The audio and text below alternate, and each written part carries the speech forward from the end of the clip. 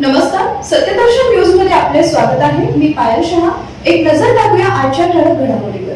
मुंबईत 2.5 वर्ष शिंदेचा महापौर. सूत्रांनी दिलेल्या माहितीनुसार एकनाथ शिंदे यांच्या नेतृत्वाखालील शिवसेनेनं मुंबईच्या महापौर पदासाठी 2.5 वर्षासाठी दावा केला आहे. मुंबई महानगरपालिकेत सत्ता स्थापनेसाठी आणि महापौर बसवण्यासाठी भाजपला 25 नगरसेवकांची गरज असून त्यासाठी शिंदेंच्या शिवसेनेचा पाठिंबा आवश्यक आहे. शिवसेनेची अशी भावना आहे की भाजपनं त्यांना सन्मानपूर्वक पदं सोडावीत.